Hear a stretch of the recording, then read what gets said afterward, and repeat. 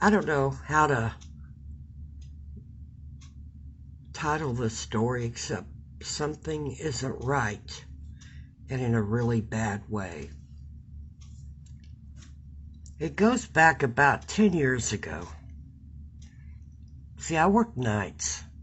I've worked nights most of my life, and that's a lot of years. I live alone out in the country, and it's common for me on weekends when I'm off to be out in the yard gardening or hanging out around the fire pit with the animals or going out checking out the moon and stars and hanging out for a while in the yard. That's common. And back when I had chickens in the back pasture, I would go back there 2 or 3 times a night sometimes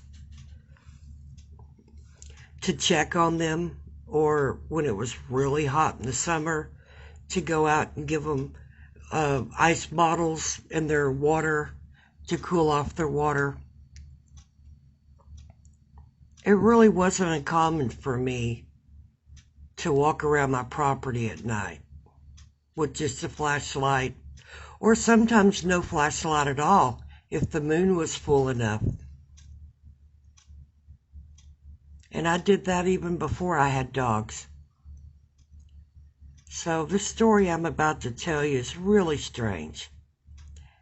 And for those who know me and know that I've done some pretty scary things and wasn't scared, this story is going to amaze you. It goes back about 10 years ago. I remember it was a Saturday evening. It wasn't dark yet. And I decided I'd go into town and get some groceries. So I drove in town, got groceries, and was taking my time coming home. It had just turned dark. It was probably about 9 something. It wasn't late. Wasn't late at all. I was feeling good and I was in a good mood, listening to music.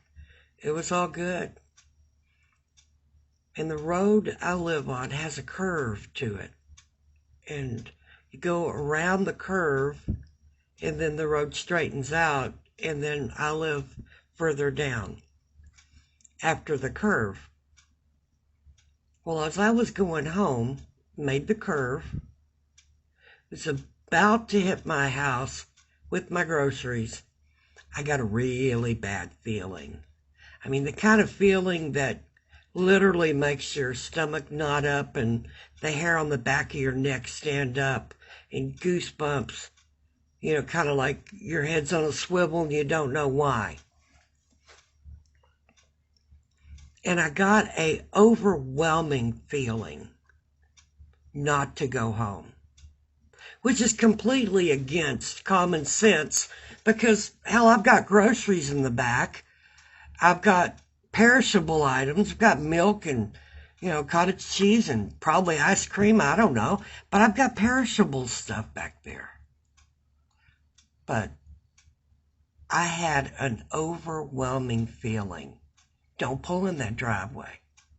You're going to be hurt or killed. And it made no sense.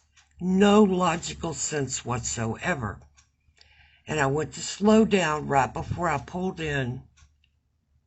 And, have you ever gotten 2 magnets and flipped them, like backwards to where their backs are, you try to put them together and they kind of basically shoot away from each other because the energy shoots them away from each other. That's how I felt.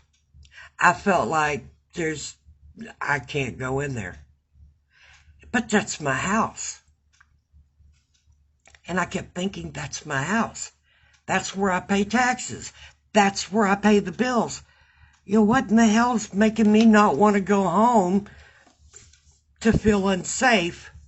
And it was so strong, I felt it a half a block away. I mean, what the hell?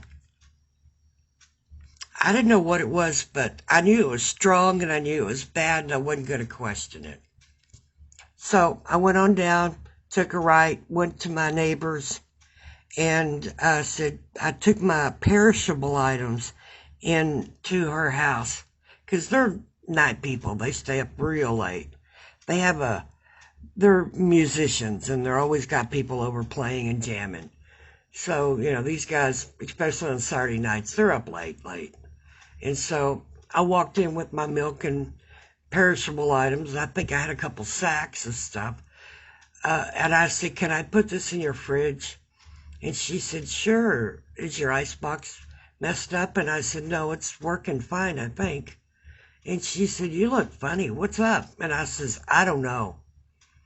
And so we put the stuff in her refrigerator, went over to the office area, and I told her what happened. I got away from everybody, and I said, I don't know what's going on at my place, but it's not good.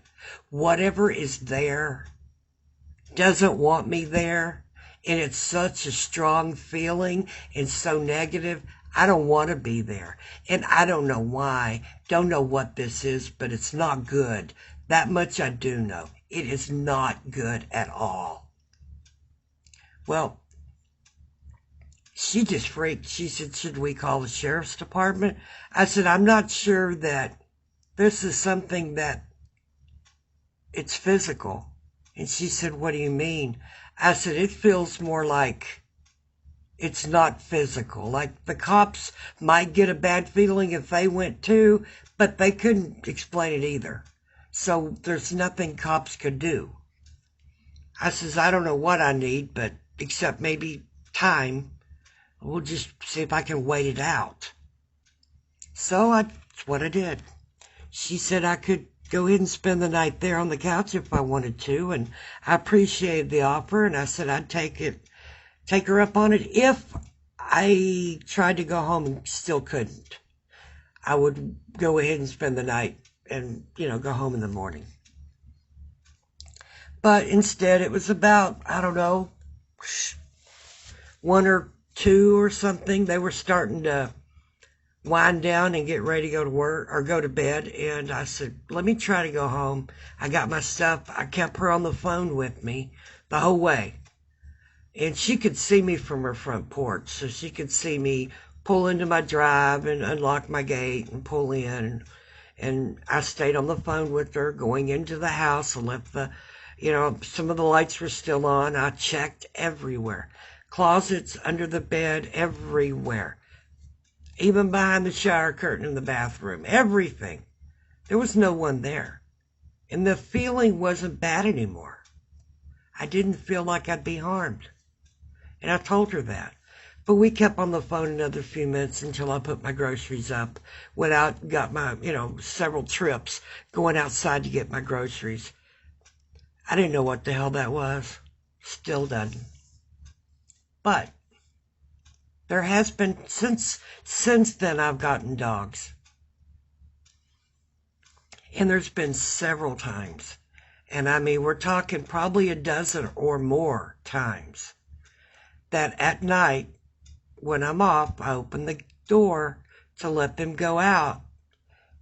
And, knowing they hadn't been out in hours, they need to go pee and poop. I open the door and they start to go out on the porch and they stop dead in their tracks. And they either back up or they turn around and run back in the house. So the dogs feel it too. This is part 1 of the story. I have more to tell. Stay tuned.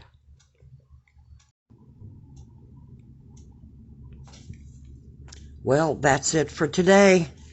Hope you enjoyed it. Hope it gave you something to think about. If you've got a story, send it to the email address provided.